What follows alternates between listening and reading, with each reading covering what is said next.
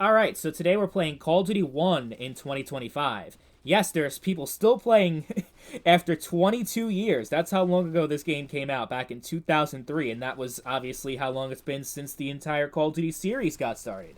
So it's wild that it's been that long. But yes, you can tell by the gameplay, people still are playing in 2025.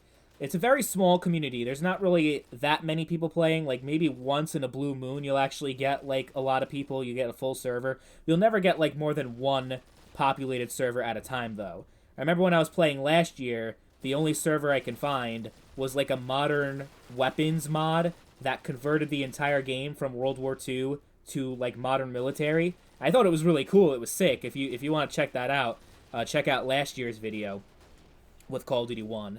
But it seems like now it's back to normal. People are mostly just playing regular team deathmatch, standard thing, which is cool. I really don't like it, though. Everyone's just, like, sniping all the time, and it's kind of frustrating. Like, when I played back in the day, it wasn't nearly as bad when it came to the snipers, but it's like everyone's just using bolt action rifles and snipers, and so if you come in with a regular, like, just AR, you're gonna get fucked, and that's kind of what happened here. Plus, the server got a little bit too full for me. There's just way too much action, too many players in one game. Like, the game was clearly not designed to support that many players in the maps. The maps weren't designed like that.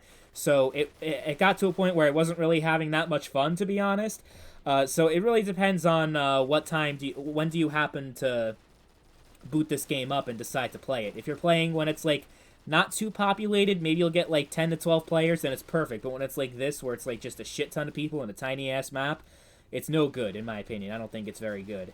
And you'll see that's a common complaint that I'll have with other Call of Duty games on PC. People don't really play the PS3 and 360 versions anymore, especially because the 360 version is the only Call of Duty game that is not backwards compatible. If it was backwards compatible, I would love that, because I actually had a lot of fun back in the day on those versions, on the console versions. But yeah, it's the thing with Call of Duty 1 that you have to know, and I've said this in every other video, if you just try to play the game straight up from Steam, it's not going to work.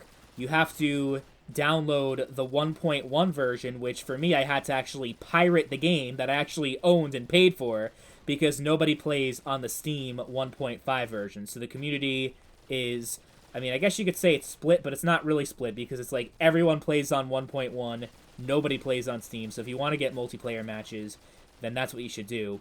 Obviously, if you're only interested in campaign, then it doesn't matter. You can play any version that you want, pretty much. But yeah, the online multiplayer, I don't really have that much fun with anymore. Not as much as I used to.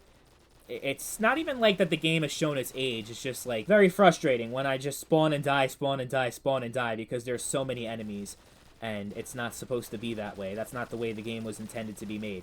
But PC gamers like to have these, like, full servers for matches and games that are made to only have, like, 12 players. They'll throw, like, 25, 30 in there and call that fun. Well, it's not. So, I mean, at the end of the day, I'd still recommend you try it out, because it still has an active community.